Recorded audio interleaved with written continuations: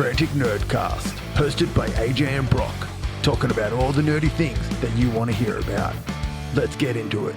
Hello, ladies and gentlemen. Welcome to episode 19 of Frantic Nerdcast. G'day, and welcome back. How you doing, Brock? Absolutely fantastic, mate. Absolutely fantastic. I'm sick of the rain, but other than that, having fun. Yeah, for those of you listening at home in Newcastle in Australia where we live, we have been a plethora of rain for the last week and a bit. Last episode had rain in it. It did too. You know what? I wouldn't be as fast if it made its mind up. Because at the moment, we get absolutely torrential rain. Yep. And then the sun comes out. And then it rains again. And then the sun comes out. Like, I've got that much fucking washing that's been getting through.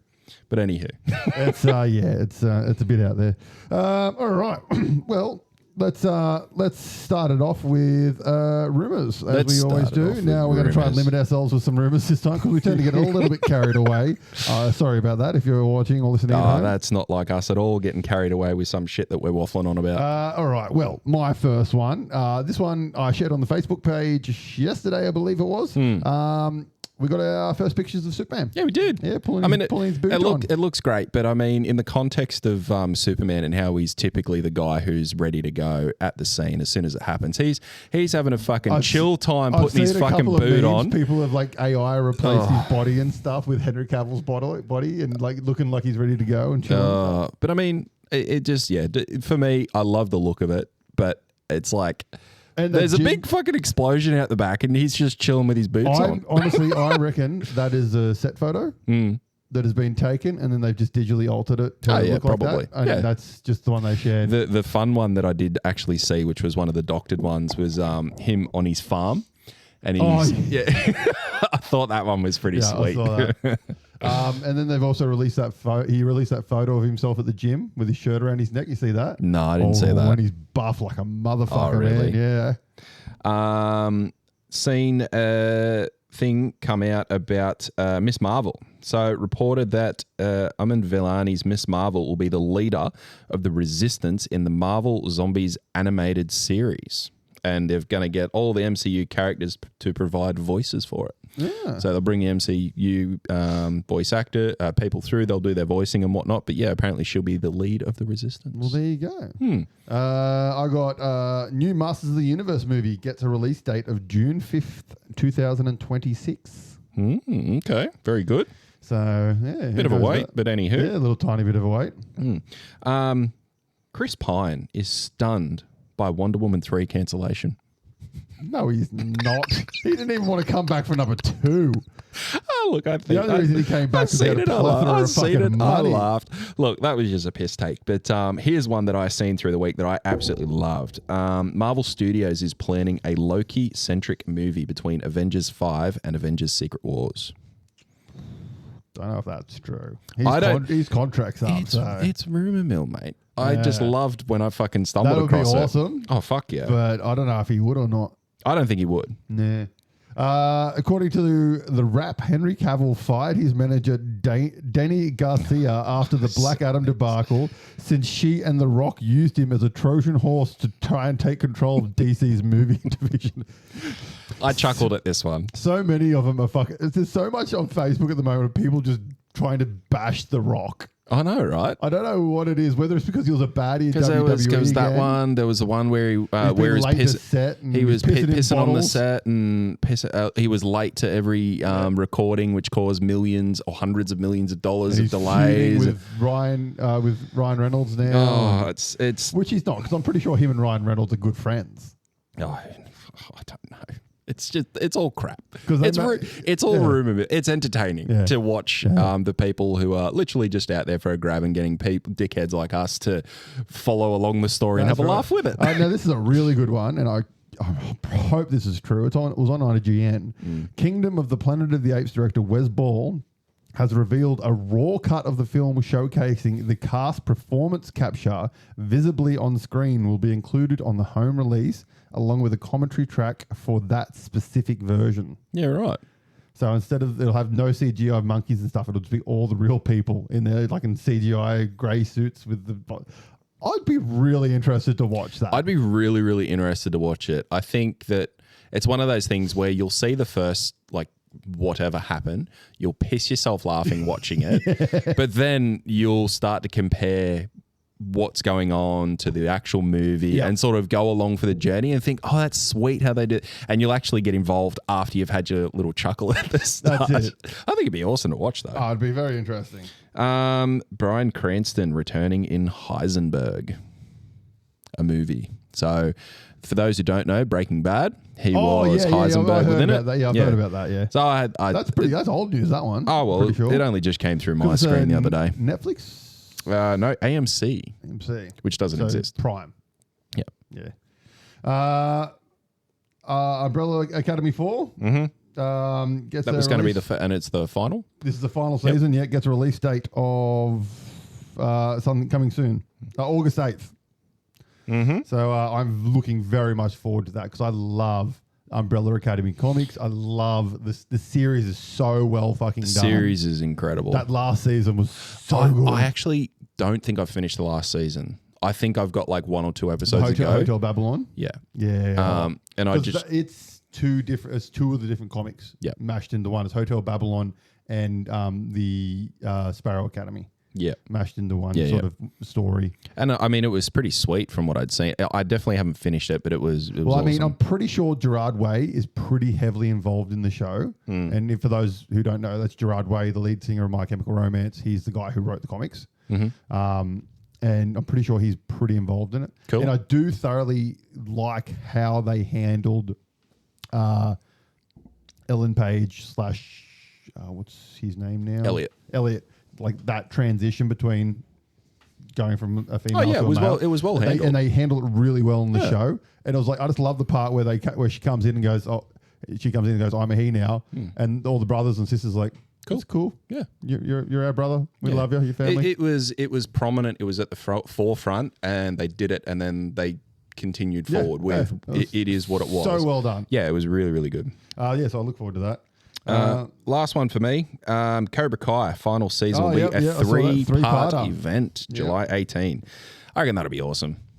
Like just to see that kick on. I got 2 more very quickly. We got Rosamund Pike joins the cast of Now You See Me 3. That's the chick from Gone and lots of other stuff. She's a fantastic actor. And then Chris Hemsworth says he still can't forgive himself for Thor: Love and Thunder. I see. I got caught up in the improv and wackiness and became a parody of myself. I didn't stick the landing. At least he knows. At least he knows. Good. All right, that's it for the. We need to rumor mill. I think that's very well restrained on our behalf because I think we went. I think you said it was about half an hour where we just got started. Oh, that's hilarious. It's so easy to just start talking about something, whether it's actual, relevant or not. And I mean, that's one of the good things about us doing this podcast is we just said, well, we're talking this shit anyways. Let's record it and. I mean, that's literally what we've been doing, just talking shit. Pretty much. Continuing down the rabbit holes. All right, well, let's jump straight into it and let's go into Kickstarter. Let's. So the world of Kickstarter and other crowdfunding sites. What are the pros, cons, and what have we backed? Well, I have been a part of Kickstarter, the addiction that is Kickstarter board games. It really is. For a long, long time. My first game I backed was Zombicide, the second edition of Zombicide, which says something because there are now about 20 different editions. And then my second one after that I backed it. Anyone who is a mini war gamer and has been a part of Kickstarter a long time knows exactly what I'm about to say, and that is the Robotech RPG Tactics miniature game. Fuck me, was this a debacle. Holy shit. Like, we never ended up getting everything we wanted to get, all that kind of stuff. The game went hardcore under. When it came, the minis were fucking impossible to put together. The game wasn't that great as it was in general. Oh, really? The best thing I've got from it are the dice, which we use for Warpath. Oh, yep. Those purple Zentradi ones and the Macross ones. So that was a fucking debacle.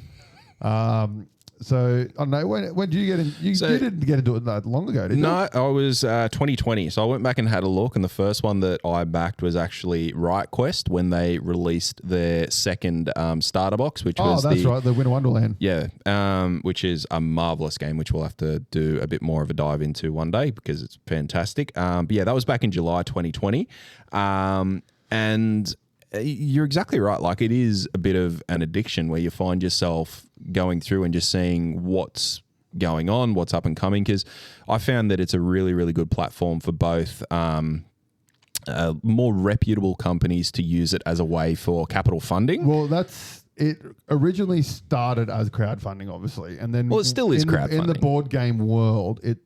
Once Simon started, or Cool Media, not at the time, started using it. They started using it as a thing, and their games were every Kickstarter would get more and more funding to the point where every game nearly was getting over $1 million.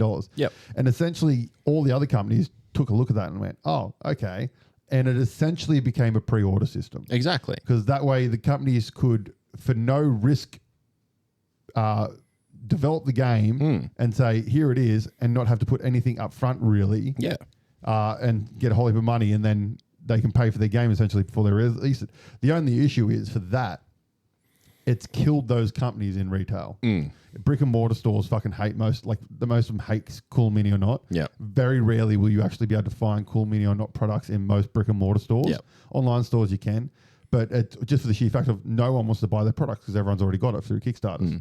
But then I suppose the knock on for that is that they have released that retail tier, but and that's where it sort of kicks into what if you do it through Kickstarter, cool, you're gonna A, make some savings, B, you'll get some bonuses, but then they do have those retail pledges. But that's a really good point that once they do that, why would you go to the people who are buying it via Kickstarter are most likely going to be the people who are going to get it either way. Yeah.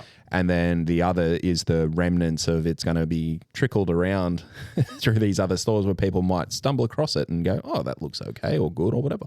My other big thing with Kickstarter and any crowdfunding site is fucking FOMO. A lot of these companies, especially Simon, function off FOMO. And for those of you who don't know, so well. FOMO is fear of missing out. And essentially, Simon do it really well where they'll be like, here's the game, you buy the base game. Here's an example. Let's open up one as an example. Let's go to DC East, which is their newest zombie side, which is based on the DC comic DC East, which is fantastic comic. If you haven't read it, highly recommend it.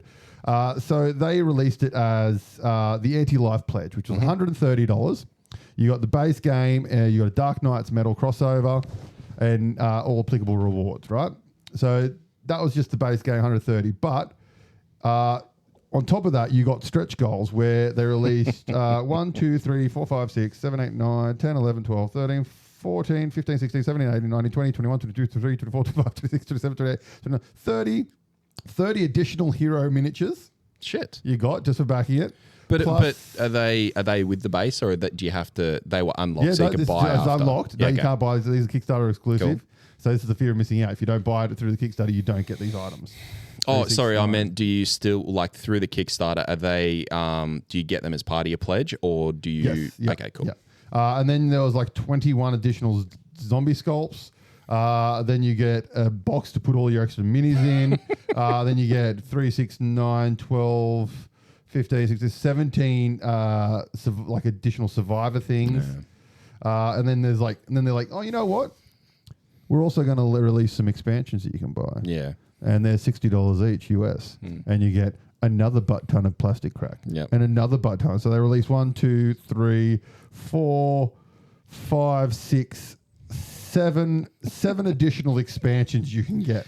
And that's a thing. Like you talk about these companies, and as I said, that it's a way for these bigger companies like your Simons and whatever, who they can fund it themselves. Oh, 100%, yeah. But what they're doing is removing that risk of having an upfront capital expense. Yeah. So rather than spending the $1 million upfront to produce hundreds of games. Smart pre-order.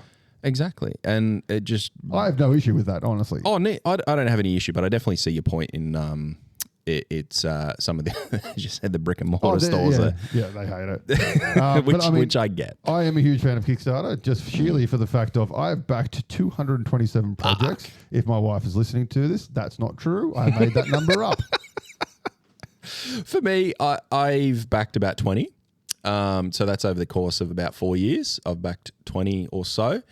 But for me, it ranges in difference. Like you get the Wintertime Wonderland for Riot Quest. I think that might have been about $60 or something thereabouts. Yeah, that was back when they were a little bit cheaper as well. Before COVID, before I back barely any anymore because of COVID, because postage has just gone fucking through the roof. Phenomenal. But what I actually quite like is when you go on a bit of a lurk through Kickstarter or GameFound or whatever, some of the other ones they've got, and you stumble across someone who's literally, he's a guy at home. He's just come up with an idea. He's written it down. He's had some fun with it and thought, you know what, let's put it out to Kickstarter and see if some other people can play it, enjoy it, have some fun with it. And there are some good ones that have come through there that have started like them going, oh, cool, I'm going to do something more and release it, and then something more and something more. And they're able to expand on a lot of these print at home types things. And then they can turn it into, hey, rather than print at home, I've actually got some modeling that I was able to do. So now we can buy models for it. And you can print the models at home rather than just like a paper print and play. You get the models rather than proxy. And then that can continue through to whatever other sort of ventures they want to do. There was one guy who I can't remember his name, but he started just a standard thing, wrote it with it and played it at home with his son. It was kind of like a smart chess game that was converted into like a war game type thing. Just print a board at home, use chess pieces, call them what you want, create a little army, so to speak, and they just play via that with his son. And he loved it, put it Kickstarter, made a couple grand and thought, sweet. And he was actually able to use that to continue to do several other projects. And I think he's got like 15, 20 other projects out of it now. Well, that's where he's doing fairly well. Stonemaier Games, that's where they kind of started. Well, there you go. They started on Kickstarter. Scythe was his first big one, I think, from memory on Kickstarter, which is a phenomenal game, and I love it to death. But he did that, and he kind of afterwards went, nah. No more backing, no more Kickstarters. I'm done with that because it was just way too much fuck around and all that kind of stuff.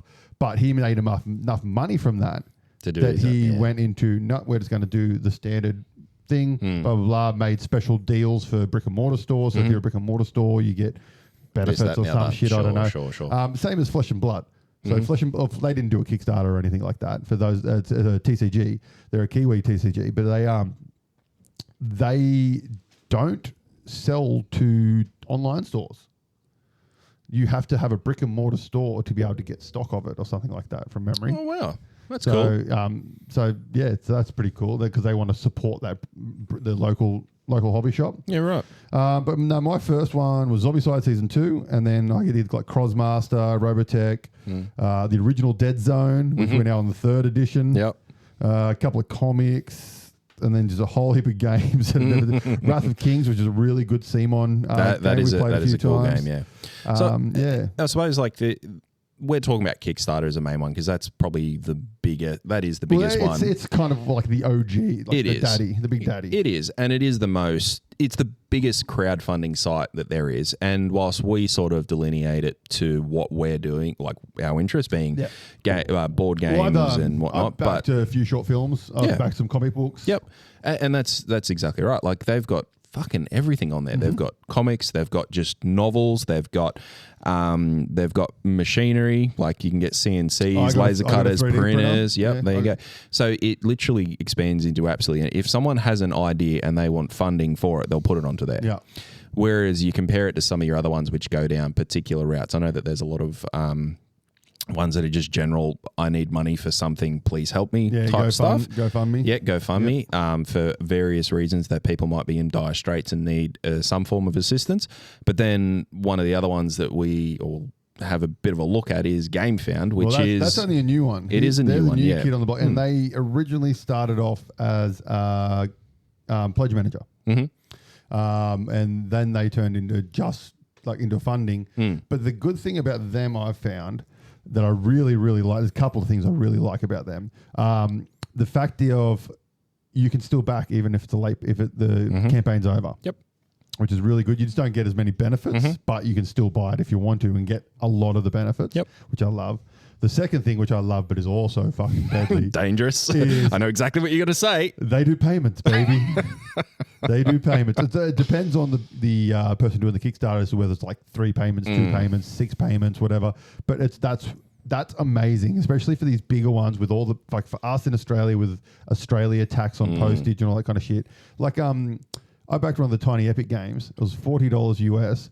It was $60 for postage. $60 postage. And I was just like, you know what? Cancel. Yeah. Just couldn't justify it.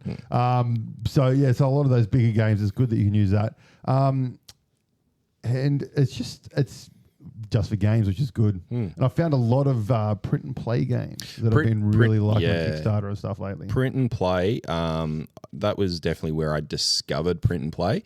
For those types of things, and not just when I say print and play, I just mean the PDF sheets where you can print them out, whether it be an RPG, like a little skirmish type thing where you can proxy some of your minis, or even just something that is a print and go nuts with. There was actually an interesting one I backed the other day for $2. And this goes to the types of things that you can find. It was $2. It's a game in a tin, or games in a tin. It gives you a deck of cards. I think it was, I can't remember if it was 2 or 4 D6, a whole bunch of just square cubes, which just little wooden or plastic cubes. And the idea is that with those things, they have developed over 100 different games that can be played from that tin, because they'll use the dice in different ways. Yeah. They'll have different prints on the cards so that you can use the cards not just as a deck of cards, but as multiple uses, et cetera, et cetera. And I thought for $2 with, I think it was $2 for the 10, you can't buy a deck of cards for $2 these days. Not really, no. Let alone the other stuff. And you're paying, I think it was about $5 or $6 for postage for it. I'm like, you beauty. And it's things like that you can stumble across on there, which is brilliant. Yeah, no, I fucking love it. I just love those little things. I've backed a whole heap of print and plays lately, little 2-player card games and stuff like that. I've printed a couple of them out, and they've kind of been sitting there ready for us to play. I keep forgetting that I've got a couple of I got like a solo deck builder, a couple of little roll and writes and stuff like that. I've got a whole folder full of fucking print and plays, man. So many of them. They're great things. But no, I love it. I highly recommend it to anyone who wants to get into some games and stuff. Just caution yourselves for the fact of, people need to remember, one, you are not buying anything off these sites. You are supporting a creator in potentially making something, and if it gets made, you may get the product. I've had about 4 or 5 now where I haven't got anything, and it's part of the deal, man. People like complain. It's like, no. You know what you're fucking getting into. Exactly. And they do put that on the front. Like it's tricky because for the things that we typically back, or the things that I've typically backed, I mean, you said you've got an unknown high number. Yep. 227. And to have that's not including Game Found or Backer Kit. Exactly. So I mean, you've got what, 4 or 5 that haven't come through. So that's a very low percentage. So it is quite good in that people come through with what they say they're going to do, but there is still that risk. Yeah, 100%. And then the other thing is, if you do get things, they don't come instantly. No.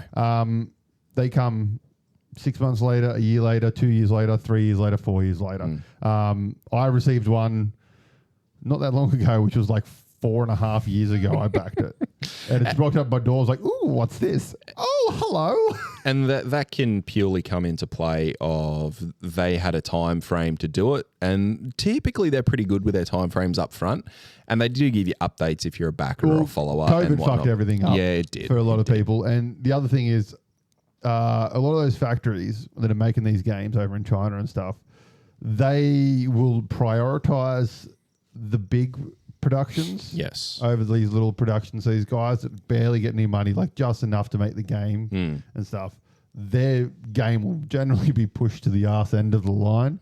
And so it'll take a lot longer to get through the system than like the big Simons and stuff like that. So, you know, we'll see how it goes. Because at the same time that they're pushing through these Kickstarter ones, they'll also be pushing through some of their games that they may not have gone through Kickstarter. Right. 100%. Here's this really big order that we'll push.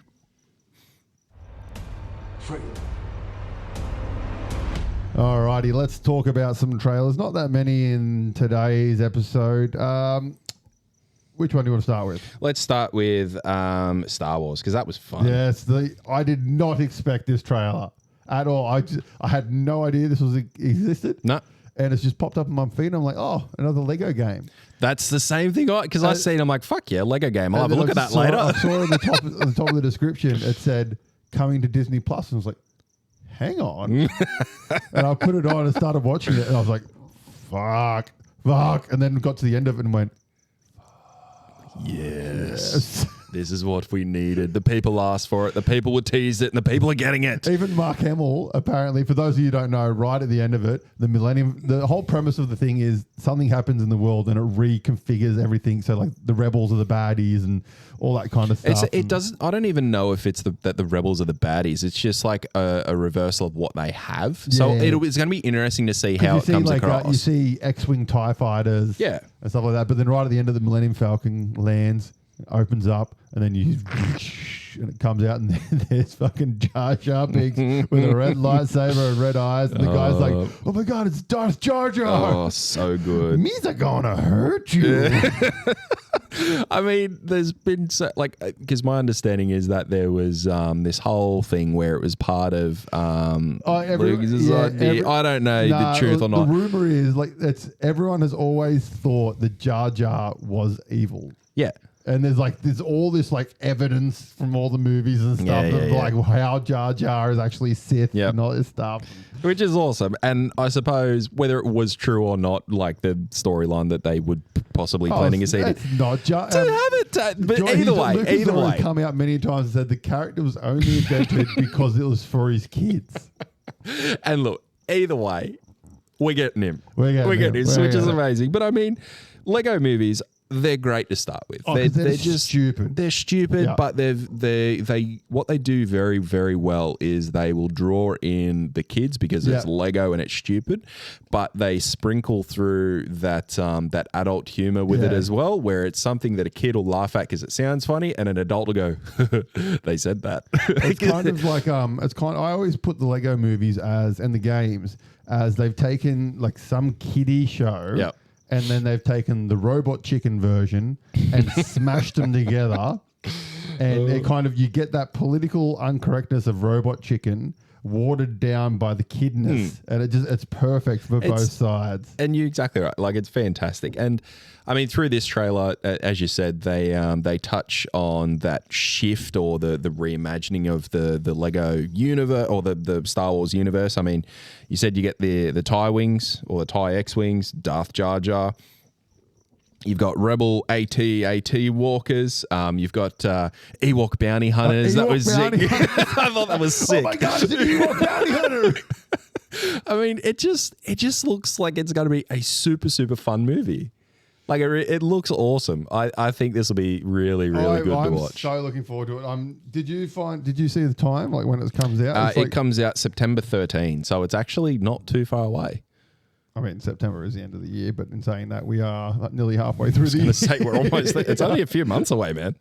But no, I mean, it looks awesome. It looks super, super fun. It's going to be interesting to see how they play it out as to whether they're going to go down the route of doing a trilogy. I don't think they will. I think it's going to be a standalone thing. That's what I thought as well. Was it a movie or a series? It was a movie. It was a movie? Yeah. That's what I thought anyways. It was a movie. So I couldn't tell. I just sort of watched it. I was like, that's fucking awesome. Yeah. Can't wait. Yeah, awesome. I hope they kind of reference some of the book characters and stuff. I haven't read the books in a long time, but I remember I used to love reading the Star Wars, going to the library, reading the Star Wars books. Mara Jade, favorite character. She was fucking awesome. She's just a badass. I've never actually read any of them. Oh, they're great, man. Some of those original books, none of them are canon anymore since Disney bought them, but they're great. There's the whole series with Han and Leia's kids, the twins. And then Luke ends up marrying Mara Jade, who's Sith but not Sith. And yes, it's really good books. Really good books. And then the other trailer, the one I could not give a flying fuck about. Mufasa. Mufasa. I thought I'd throw this in there because this is a movie that I grew up on. What did you think of the Lion King remake that was not needed in the slightest bit, but we got? The live action. Yes. Look, it happened. I'm sorry. And even calling it live action is fucking illegal. The CGI you are right. Lion King. I thought it looked like a pretty real lion. Anywho, that was my issue with the original one. It's going to be my issue with this one. There's no emotion. Look, from that was, like in the cartoon faces have so much emotion. Oh yeah, I agree with that. 100%. Like you're not gonna beat the animation from back in the 90s. I mean, that came out in 1994. And that stands up today. Like they did not need to do that live action. I know why. To do any of the live action. I know why they did it. I get why they did it, just to make money. But they didn't need to do it. Anywho, it's done. And now we're getting a prequel. But the prequel no one wanted. In any case, I don't fucking get what they're actually going to do with this movie, because if you watch the trailer now, opens with the music, right? Yep. Everyone knows the music, that opening. Yeah, exactly. You get it for about 1 second, and then after that 1 second, that music, you just don't give a fuck because the trailer goes to shit. Starts with a barren desert with hyenas.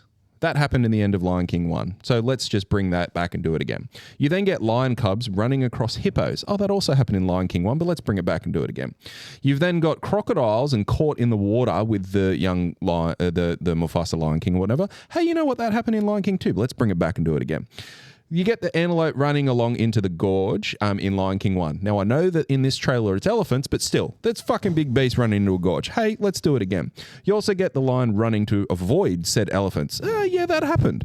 The lion's frolicking in the snow. You know what?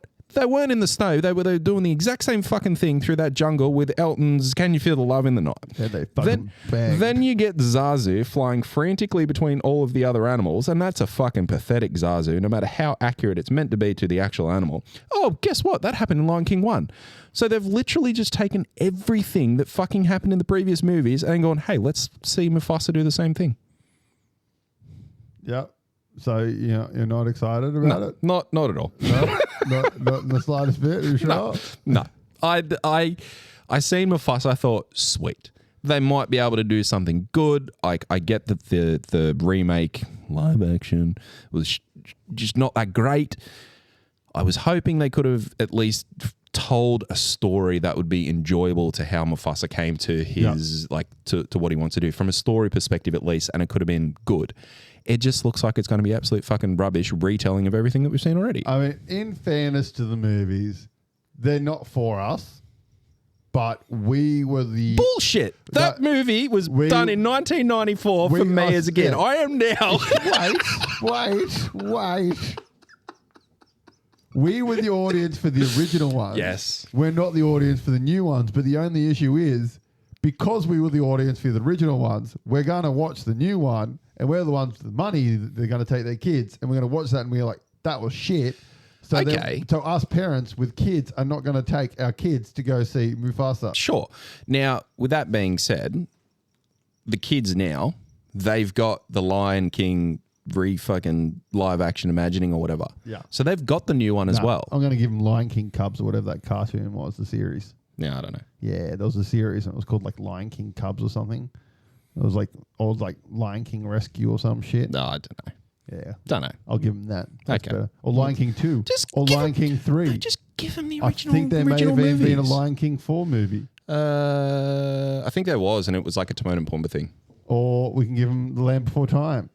Oh, how good was that? Or maybe Fern Gully. Or the remake of Fern Gully called Avatar. Did you see that, ever so slight sidetrack, Fern Gully apparently is getting a live action? Yeah, it was called Avatar. No. The Way of Water. No, you dickhead. I'm sorry, if Avatar is not a fucking remake of Fern Gully, I don't know what is. Yes, it is, but that's not the point we're making.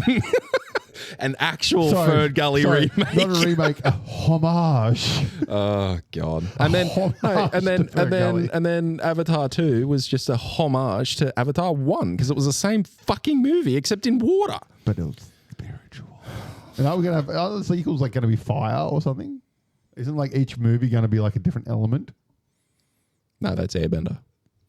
Yeah, but I know that's Airbender, but I'm pretty sure he's doing the same thing with this. Yes, I'm expecting it to be the same thing. Because, you know, people don't have the balls to say, no, James Cameron, stop.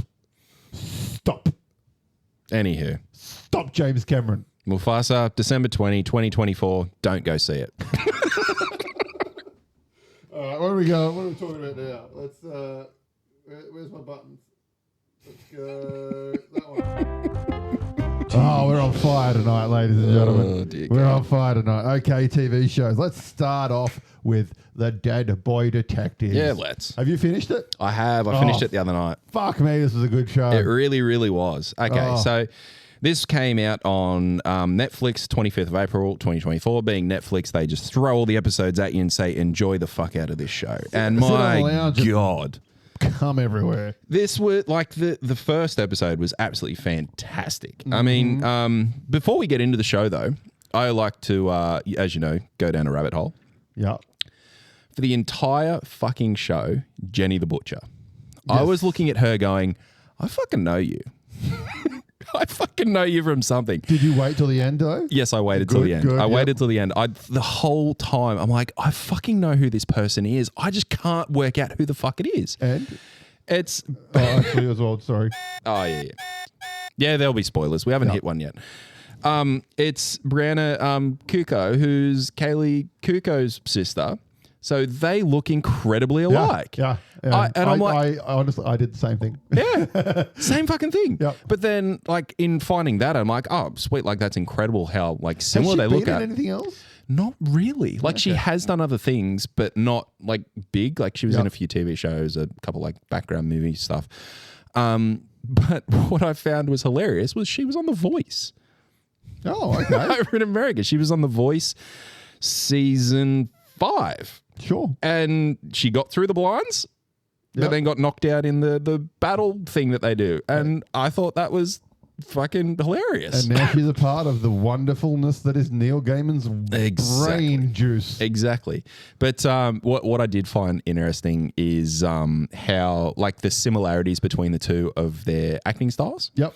And some of the things that they do, you just like, and even the mannerisms, they're very, very similar mannerisms that they do and put forward and portray and whatnot. But how differently they come across because of the tone of the show that they're in. Oh, because one being the comedy and one being like this darker, like gritty more thing. Have you seen Kaylee in that the airport one where she's a stewardess and the person gets murdered? Like she sleeps with a dude and wakes up and he's murdered in the bed next to her.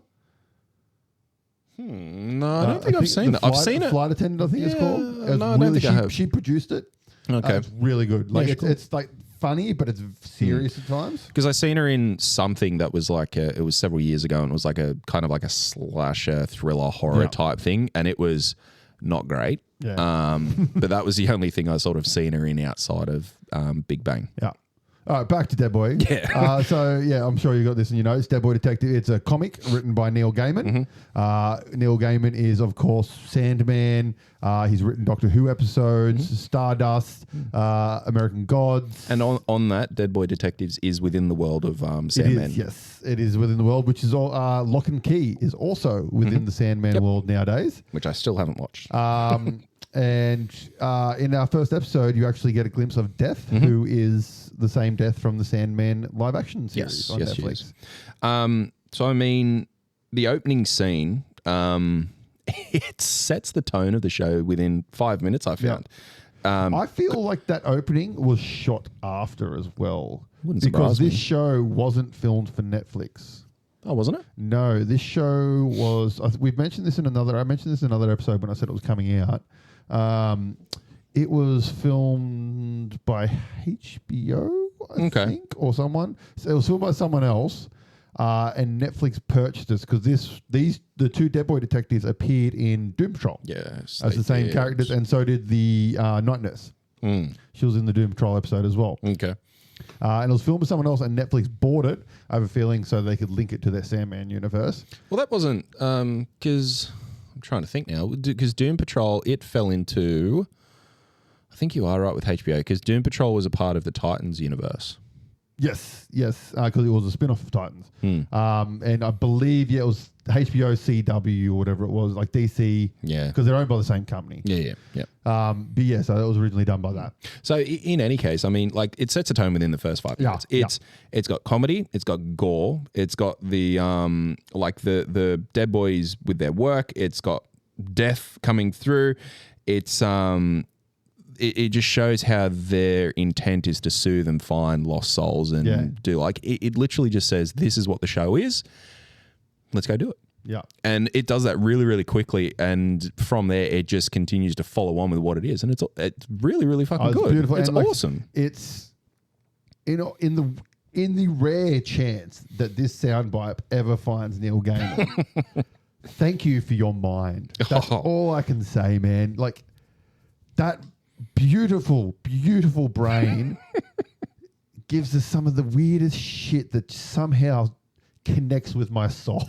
And it is fucking brilliant. It is so I love written. Sandman. Sandman is one of my favorite comics ever written. And the series was phenomenal. The series was incredible. The scene between Lucifer and Sandman was so good. I didn't know how they were going to do it live action, and they fucking nailed it. And this was just beautiful. I like just some of the little fucking things that I loved specifically in this show was I love the interaction between I can't remember the boys' names, but the Edwin and Charlie. Which one's Charles. the younger one, the one Charles. who died first, Charles. Oh, sorry, the one who died first back in the early 1900s. That's Edwin. Edwin, I love Edwin when he dies, and they summon the demon, and he comes, and It's he's like, so they kill him, good. and then he turns around and goes, "Oh yeah, sorry mate, deal's a deal. I've got to do this." Yeah, it's incredible. It's like, yeah, mate, you're pretty hard done by, but well, you're coming to hell. Sorry, you're like, mate. yes, and that all happens like super early. They show it. You're like, fuck yeah, and him and the Cat King. I love the Cat King, man. He was and the dude who played him was phenomenal. did really, really well. Such a good character. I found like my favorite thing through the whole show was the chemistry between all of the actors. Yeah. Even like the chick who came along later, she was great as well. She was incredible. And yeah, just the way that each one of them interacts with each other is really, really well done for the different types of relationship that they have. But the amount of chemistry that Edwin and Charles have on screen the whole time is fucking on point. It is incredible the way that they bounce off of each other, the way that they interact, the way that they do have that really like. they have that will, they weren't they? But you know that they won't kind of thing. Yeah. But it's done really well. You know that Edwin's in love with him. Yep. And like hiding. It's just The way that they build on that through the show as well is like that underlying pull through the thing. See, I knew that was going to happen because that's in the comics. See, I didn't, but you could tell straight away that I think it's episode 2 where you get the Cat King. Yep. So episode 2 straight away, like when he comes through and he's doing that really up close, like breathy talking with Edwin, and straight away there with the way that Edwin comes away from it, you're like, okay, well they're gonna have him as a gay character of something along those lines, so not hetero, and then they build upon that with the introduction of the other character, Monty, who was the crow, the witch's familiar. And then you watch that relationship and you notice, I noticed pretty quickly that it wasn't an intimate relationship. And you could see straight away, like between the two of them, or while they were trying to portray an intimate relationship between the two, you're sort of seeing Edwin in a different light to when he was with Charles. Because with Monty, he was sort of like he was just going through the motions of having a new friend. Whereas you could see Charles, it was very... the building of a relationship, so to speak. And I actually really, really liked when Edwin got it off his chest, so to speak, and admitted his love for Charles. The way that they did that was brilliant. It didn't go down that typical route of, best friend falls in love, Yeah, and then they're gonna have a fight, have a fight, and it all goes. separate. And it's quite literally, Edwin comes through and says, "Charles, I love you," and Charles goes, "Mate, I know, I don't feel that type of love for you, but I love you like my brother." Yeah. And the way that they did that was just like, it was just straight to the point. It acknowledged exactly how Edwin felt. It acknowledged exactly how Charles felt. It noted exactly the way that they were going to move forward, in that they would remain friends and they would work through exactly what this love was and between the two of them and whatever that looked like in the future. And then they moved forward. It was just incredible. Yeah, it's brilliant writing. Really well done. I love the sprites. They were one of my favorite running gags in the show. It was pretty good. I love how. At first, I thought I was going to be like, "Oh, this is going to get annoying," and then I was like, "No, this is still funny." Yeah, because they came out and they were just crude as fuck. They just turned and go, "What the fuck you doing? Put me in a fucking jar." Look at your white, or you change your hair to white. Looks shit. Yeah, exactly. And then you're like, okay, they'll be done with that. And then the next episode, back up, start and throw in the band, and you're like, they're going to keep doing this, aren't they? It was awesome. Great. And the little mini side story of the love letters. That was probably one of my favorite episodes. That was cool. And then what was the Asian girl's name? The one with the white hair? I've actually forgotten. Yeah. And it's the one name I didn't write down. Yeah, I can't remember. But she sort of goes, "Oh, I want to kind of make this happen," and makes it happen. It's all really nice and lovey-dovey, and they're saying nice things. Nico, that's it. And then the librarian chick just says one thing too wrong, and she goes, "Oh yeah, I love you when you wear that sweater." Yeah. Or so, I think that's what she said.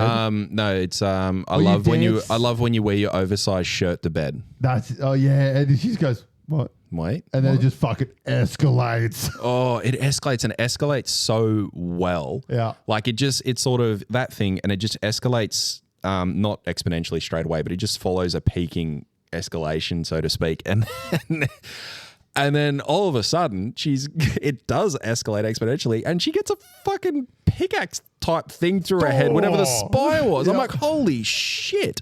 And it was from her slipping on the knife or something like that. Yeah. It was just, I did not expect any of that. It was good. It was fantastic. And I'll be honest. And then seeing her in hell again later on. Yeah, that was cool. I'll be very honest. When she first came into the scene and Nico was setting it up and whatnot, I did not think it was going to go that way. I thought that was going to be a genuine, like them to make a connection, and then she'll be an ongoning character. Yep. And then they just killed her off. Yeah. I'm like, wow. Yeah, I thought the same thing. I did not think it was going to happen. On the note of hell, that was awesome. That whole scenery through there was sick. And I love how he goes through all the rooms, and then when he's coming back out, you see all of hell. It's like, what's that? This one. It's like, oh no, until you've experienced hell, you can't experience hell, kind of thing. Yeah. And that's just that was really, really what. The one thing about the hell scene though, which kind of makes me think that some of the stuff was shot later on to connect it to Sandman. That scene with Gluttony, Despair, sorry, that 100% looks like it was shot at a different time. Yeah, okay. Because they were never on scene at the same time. It was always like cross shots. Oh, yeah. And it just looks like that was shot at a different, like shot later afterwards, so that they could get that. Yeah, I get you. Kind of thing. But on the note of that, because I was going to mention that as well, I love that little planting of the seed for the future. Oh yeah. That was really, really cool. Really well done. I reckon they're going to appear in the next season of Sandman. Yeah, they'll just be in an episode or something, like just in the background, like just a casual appearance. It'll be nothing. They'll get mentions. Yeah. Maybe a couple times just here and there.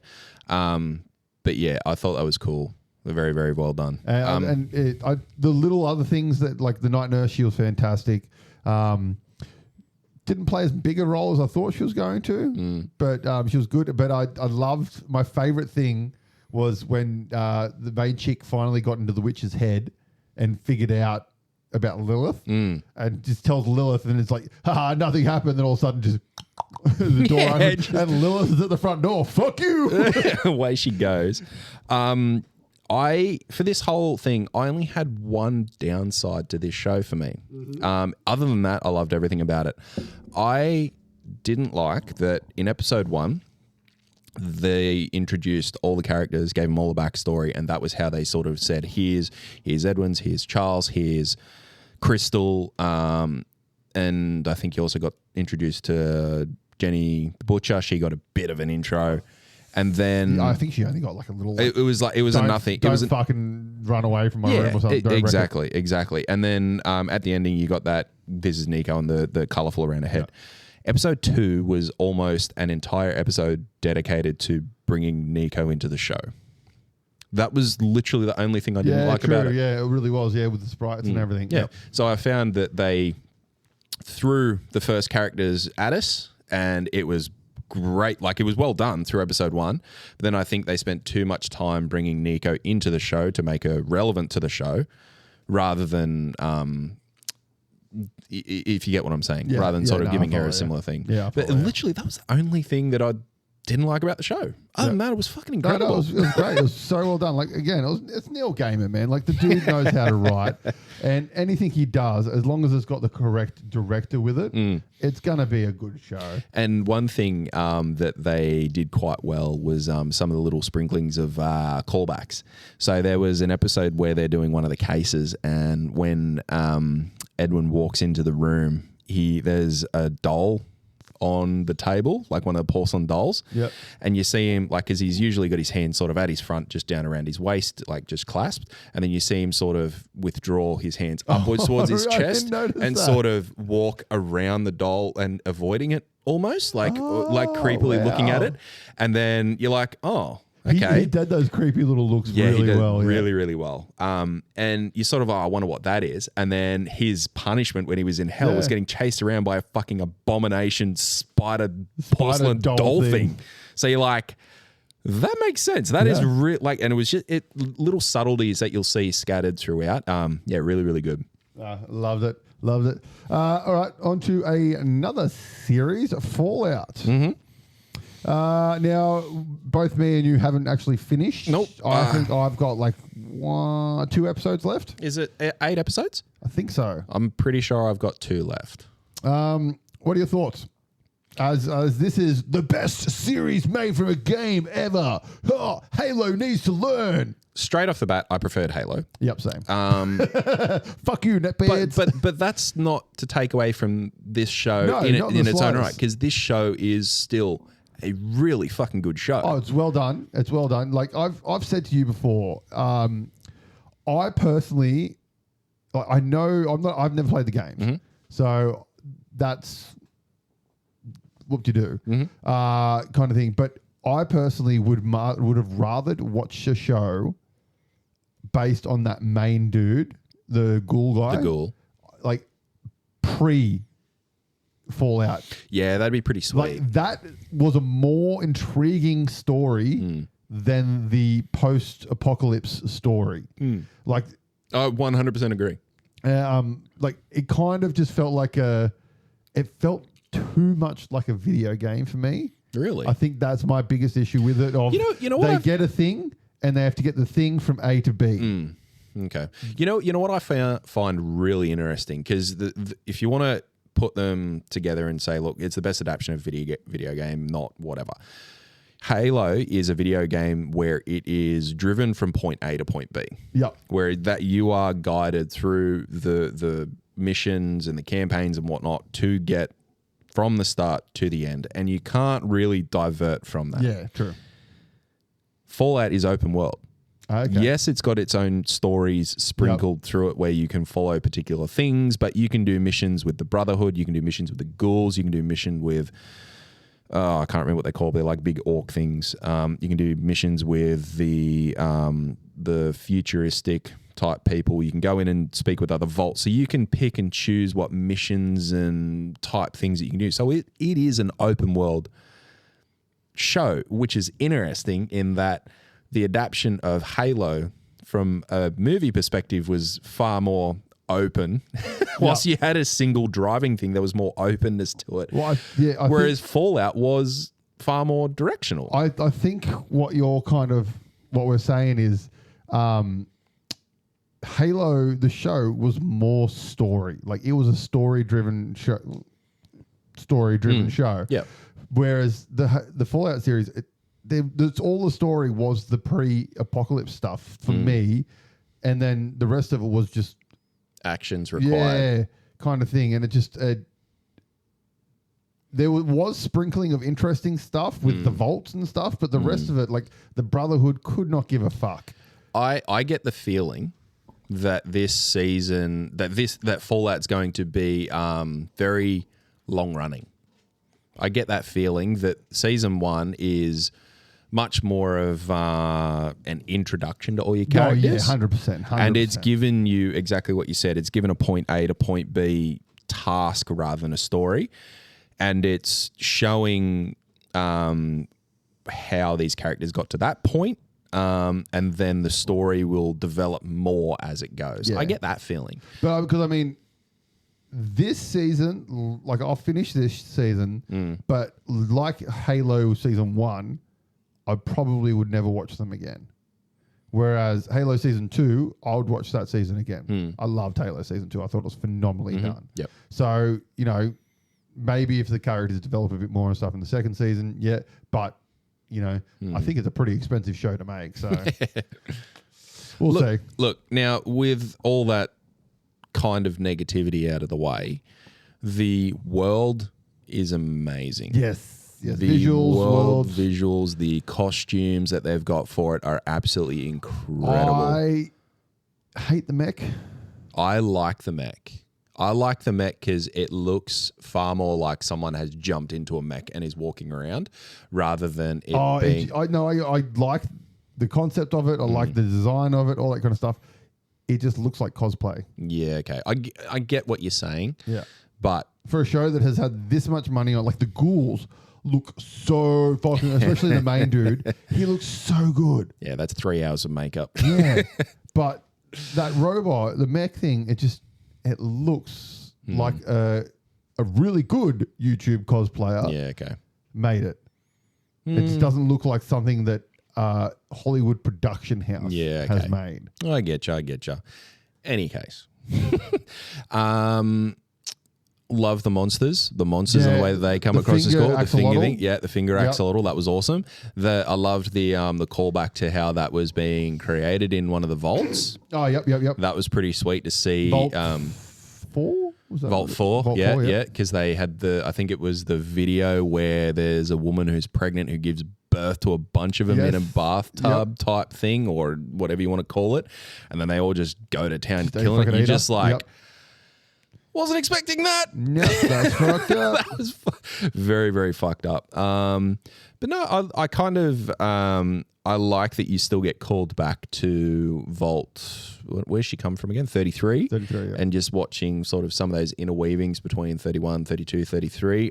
I'm interested to see where that lands at the end of the season. Yeah, because that's their test, which is something I've found from doing a little bit of research in the other vaults. I watched a video and they went through all the different vaults and talked about them.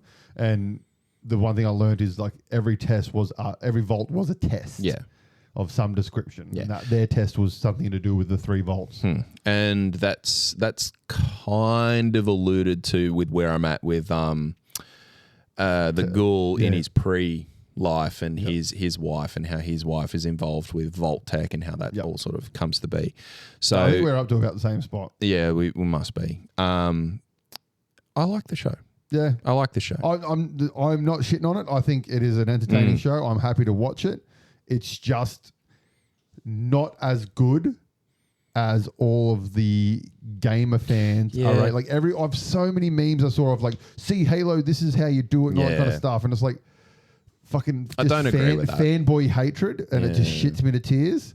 And I think that's actually kind of putting an even bit more of a dampener on the show for me. I'm glad that I watched a few episodes before I seen all that sort of shit through social media, because I watched a couple of episodes pretty much when it came out. Yeah, same. And so I was able to more or less form an opinion and do my own comparison to Halo before all the other people sort of put their opinions out there, and you could sort of say, well, I preferred Halo than this anyway. So it's any but adaptation. I get exactly what you're saying. Yeah, any adaptation this is going to happen with. Like, we'll stay on Prime. So Prime do the Wheel of Time. I didn't like that. See, I've read the books, love the books. They are fucking painful to read. I've been told that. Oh, they are so hard to read. Have you read the last ones now that Saunders, because Brendan Saunders did the last? Yeah, he did 3? Last two, and I think he did the prequel book as well. Okay. I think from memory. But yeah, they're fucking hard to read, man. He goes on to fucking tangents that you just don't need to know about. And the beautiful thing about the first season, like book 1 and 2? It's like book 1 and part, like little chunks of book 2 and stuff. Okay. And they kind of, there's this like one part where the two of the main characters, there's like 25 main fucking characters. 2 of the main characters are pretty much walking for a good quarter of the book. Like, you know, fucking Lord of the Rings style. They're walking to get from point A to point B. At least they weren't farming for 67 years. In the series, they kind of just went, oh, yep. And they just condensed it all down to one little bad, like the inn where the psycho chick tries to get him and stuff in one of the episodes. That was all of that, like a quarter of a book of them walking. They condensed it into this one beautiful little scene. Yeah, okay. So great. Right. They just pulled out all of the horrible shit from the book, and everyone's like, it's not like the book. I'm like, yeah, good, it's not like the book. So you like Wheel of Time, the TV show, because it took what was good from the books, got rid of the stuff that you just were sidetracked. You didn't need. Got rid of all the side quests and brought it back to... And yes, they changed things, but it's the same with any medium to film or video, like TV or movie. There's always going to be change. It needs to be changed because you can't... It's very hard to show inner monologues and stuff like that and all that kind of stuff, whereas in books and games and stuff, you can do all that kind of shit. So, you know... But there's a lot of adaptions that are good and there are a lot of adaptions that are bad. It's just kind of... I find it's the fans that make these things worse a lot of the time than they actually are. I think it would have been interesting to watch Fallout before Halo, just to see. I don't think my opinion would have changed, but I think it would have been. Wouldn't. I think it would have been interesting to at least see that that difference. Yeah, mine wouldn't have changed. But I mean, there's also a Silent Hill TV show which I didn't know existed until I seen one of the memes. So I'm gonna have a bit of a Google. I know that there was the 2 movies. Yeah, I liked the movies. I think they were bad. Like they were fucking. I think I enjoyed the first movie. Yeah. I thought the second one, I didn't enjoy it as much. That was the dad going back to Silent Hill, was it? Was it an old mate that dies in everything he's in? Old mate from Lord of the Rings. I can't remember now. Ned Stark. I can't remember. But yeah, no, they weren't horrible. And they're games I'd never played before. The Resident Evil movie, on the other hand, the newest one, that was a fucking pile of dog shit. That wasn't. I think we said that last. Because that was a remake, wasn't it? It was like a reboot, but it was more. They were like, oh, it's going to be more like the games. It's like, yeah, no, it's a pile of shit. Yeah. Whereas like the other ones, which are also piles of shit. They're incredible though. They're very good guilty pleasure movies. Oh, 100%. And they go from just stupid to out of this world fucking moronic. But the whole time you're just like, yeah, it's just the Fast and the Furious style thing. It's like, this is so bad. I know this is crap. So stupid, but I fucking still love it. All right, let's talk Shogun. Let's talk Shogun. Have we spoken about Shogun at all? We talked about the first episode. Oh, we did too, because I went down my rabbit hole with the chonmagi and whatnot. You did, yes. So finished it, 10 episodes. This was an incredible show. I rate this show. Probably going to be, definitely going to be in my top 5 list at the end of the year. Where it is the question, but it's going to be pretty high, I think. Oh, 100% agree. Like it's... Spoilers. It was... yes, spoilers for the end of the year. Yeah, look, it was so incredibly well done, like, and everything about it. I mean, as we spoke about the other week, like the attention to detail, the attention to the Edo time frame of Japan, like the early 1600s, how that played with the 1500s into the 1600s with the English, the Portuguese, Japanese, etc., etc. Like so incredibly done. The costumes so incredibly done. The sets that they had were absolutely incredible. And I genuinely don't know if I actually had a bad thing about the show that I thought. Like, genuinely, everything that they done, I either liked or loved. Yeah, the twists, incredible. Yeah. The twists were incredible. The twists were unexpected. I mean, when Toranaga, his son, when the son dies, I didn't expect that at all. And it's because he slipped as he was chasing his uncle on something and cracked his head and bled out from the head wound. Like, I'm like, didn't fucking see that coming. And then, I mean, and what was interesting about that one as well, like, because that was Toranaga's only son that you've really seen in the show, like, it sort of indicates through the show that he loves his son and whatnot, and like they've got a good bond. Like, there's the father being disappointed in the son for some stupid acts and whatnot, but you get a sense of them being really, really close. And then after he's dead, the funeral procession, they go to whatever the town was. I've just gone blank on what it was. I can't remember. But following that, there's a comment made by one of the other regents saying, it's fine, he's got other sons. And everyone sort of goes, oh, how can you say that? Like, he loved his son. But then right at the end, Toranaga actually says, it's okay, I've got other sons. So, and why I say that is because it played so well into Toranaga knew fucking everything that was happening. Yeah. And he could see everything as it was happening, as it was unfolding. There were particular things that happened where you kind of like, you're not sure if he knew it was going to happen, but he already knew exactly what the result would be. Yes, 100%. For example, when his general best mate, whoever like that relationship to him he committed the seppuku. Yep. When he did it, he had Buntaro, who was his son, as his second, which means ultimately he's committed suicide and then had his son kill him. And you could see the fucking emotion on Toranaga's face as it was happening. But then the next episode or the next scene, maybe, like Toranaga just says he did what he had to do and it will play well into what I'm trying to achieve. Yep. But the way that they portrayed it is brilliant in that you still can't tell if it was planned or if it was an unfolding because of the way that it was handled. And Toranaga knew exactly what he needed to do. And his mate knew exactly what he needed to do in some way, shape or form. And that's how it unfolded. And it was just incredible how, as I said, Toranaga just fucking knew how it was going to unfold. It was amazing. So what was one of your favorite scenes out of it?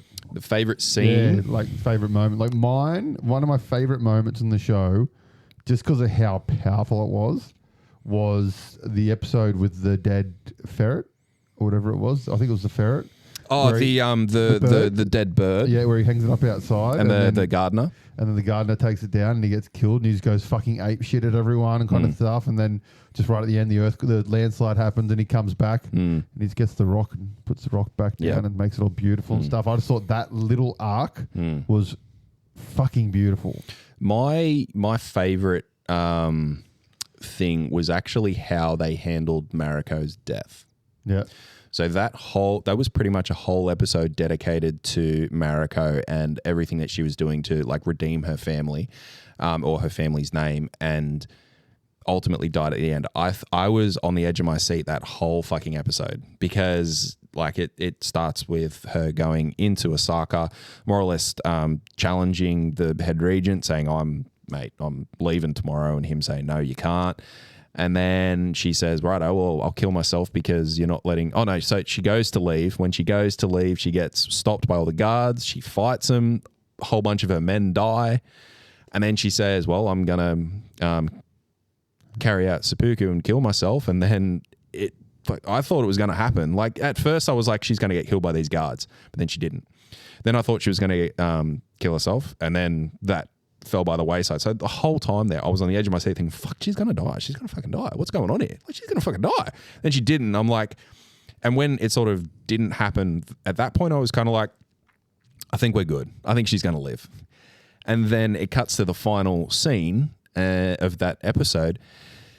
And the people come into they break in and whatnot. They're running through looking for her. And then I was kind of like, No, it doesn't have the same feel. I think we're good. I don't think she's going to get killed. I reckon they might get her and take her or something like that, but we're pretty sweet. And then all of a sudden, they're in a little hut and there's an explosion. Like, oh yeah, she's dead.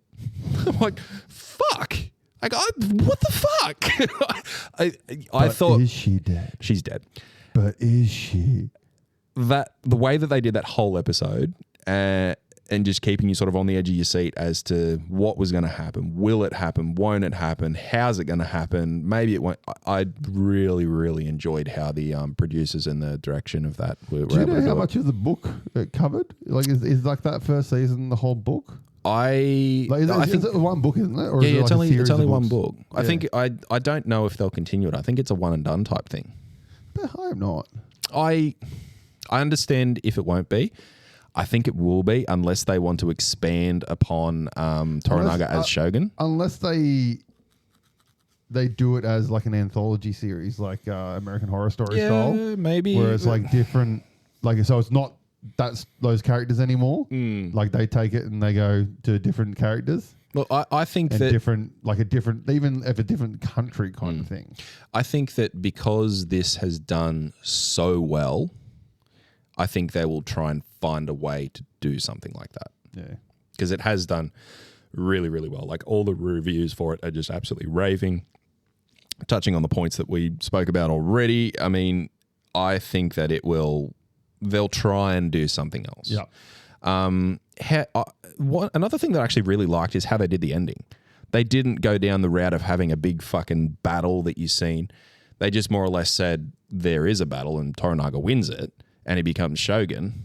And it was far more about the events that led up to that rather than the battle itself. I really, really liked the way that they did that. It was incredible. Yeah, no blue light in the sky. Yeah, exactly. And I have to say, I have to mention it. The fucking cannonball scene. I was about to come to that. Fuck me. I was not expecting it either. And they just fucking explode. So I was expecting something to happen. I was expecting it to be some form of sword fight.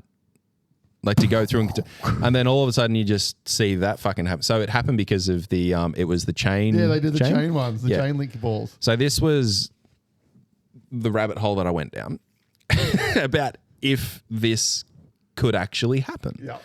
And so from what I could tell, there was no definitive answer, but there was sort of... What if people exploded? No. So that is real. Yeah. If that cannon shot hit them, that is exactly what would have happened, because it was what's called a chain shot, which is your two cannons just with a chain, two cannonballs, with the chain in between, and as they swing and separate, the chain just chops you to pieces. Yeah.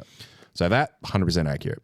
It was more so around from the distance, can they actually hit the target? Okay, yes. And especially with that time. Yeah. And what I found really interesting is that two things I found interesting with the rabbit hole I went down is, one, they weren't actually cannons in the books. They were guns, firearms. Okay, yep. So they didn't have cannons, they had guns. And Blackthorn was actually teaching them how to use the firearms. So, and the reason that they actually shifted it from being guns to the cannons in the book is the cannons actually Cannons are fucking cooler. No, it actually makes more sense from a timeline perspective, because as we said, like, it's got that accuracy to timeline of the early 1500s where the Portuguese and whatnot came through. So when the Portuguese came through, they had firearms and guns and whatnot. So realistically, the Japanese have been using and training with guns for 60, 70 years. So it made sense that the cannons that they were bringing through, they didn't have access to these cannons. They weren't using these cannons, and they had no idea how to use these cannons. So that's where that, from an accuracy perspective in the time frame, was really good and better for the portrayal of the story. Now, the second part was the accuracy of the cannons that I went down and trying to see if, when Blackthorn set them up and shot, could it be done? The short answer is it's possible. However, there's no definitive answer as to whether the technology was available at the time. Yeah. So they talked to things that could be put in place so that it could be done. For example, spiraling of the cannon So spiraling. So your old cannons were just a tube. Yeah. And they shot a ball out, and as it came out the end, it went where it went. Essentially, the technology that's in like pistols and stuff. Exactly. Like that, So the spiraling, it's just like something that goes around the inside of the barrel, where it's literally just a spiral line. And essentially, it makes the ammunition rotate as it comes out, which sends it in a more straight line. Correct. So they spoke about that and how that was applied to these particular cannons. So that in itself, listen to us Australians talking about guns. So that in itself was a way to allude to, yes, the accuracy of these cannons was better than your standard cannons. Yep. But was it to the point of what they were showing in the show? Don't know. And then they spoke about the cannonballs with the chain shot. That's more than like that was a pretty much that's almost impossible to make that shot, because you have to rely on the cannon actually sending two cannons they swing and at the right speed with the spiraling, et cetera, and for that to be achieved over that distance to get the accuracy, they more or less said it's a luck shot rather than an actual shot. Well, I highly recommend Shogun. If you haven't started it or you're on the ropes about actually watching it, get that shit. Watch it. 100%. What's it on? It's on Disney. It's on Disney Plus. Yes, it is. Watch the shit out of it. In that same vein, there's a series that I want to recommend to people. Mm-hmm. It's an anime, but they've done live actions of it. And I think I've mentioned it before, and I'm kind of writing an article for the website about this. It's Rurouni Kenshin. It's an anime. It's about a guy who essentially becomes Ronin.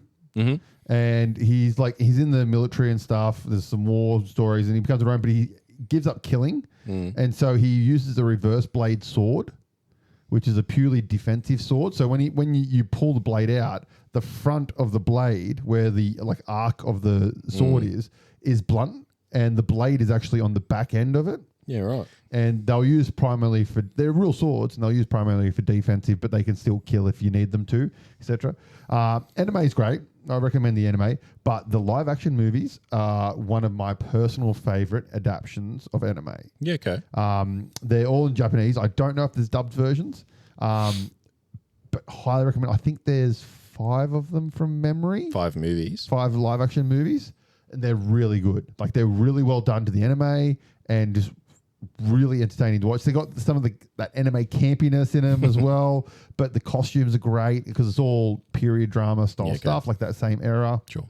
Highly recommend it. Is it better to watch the animes and then watch the movies, or you can watch them standalone? You can watch them standalone. Yeah, okay. Yeah. The movie, watch the movies. They're really good.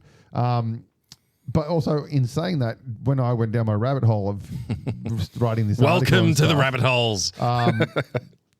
Because the article I'm going to write, like, just been playing around with writing, it's been writing it for a while now, actually, is like Japanese adaptations of anime. Okay. Of like adaptations of anime movies and stuff, and a lot of people complain that they're always bad, but there are good ones out there, and I was recommending some good ones for people that you might not know. I think that'd be a good one to come back to, actually, at some point. Yeah, one of the ones I didn't realize, because I knew there were Death Note live actions, so there was Death Note 1, Death Note 2, and L Changes the World trilogy. There's another live action movie and a live action series that are completely original, not based on the anime, but continue on from after the anime. It's like I think it's like Death Note New Generation, it's called, or something like that. And then the series follows on from that movie, and it's like a 3-episode series. I haven't watched them yet. All Japanese? All Japanese, yeah. They're right. But from everything I've read, they sound pretty good. So I'm interested in giving that a go. Yeah, okay. But on to anime, just a quick note before we finish. Have you watched one of the Neon Genesis yet? No, I haven't. I started watching Parasite. I've been watching I've been watching Fallout and Dead Boy and whatnot. So I was getting that done. But I'm gonna have a bit of time where I can probably fit a few things in so coming up soon. On that note, ladies and gentlemen, we are probably going to have a little bit of a break. Yes. We might have a couple of weeks off there. We'll see when the next episode comes out, because lovely Brock is having a child. Not him, his wife. Yeah. As you can tell.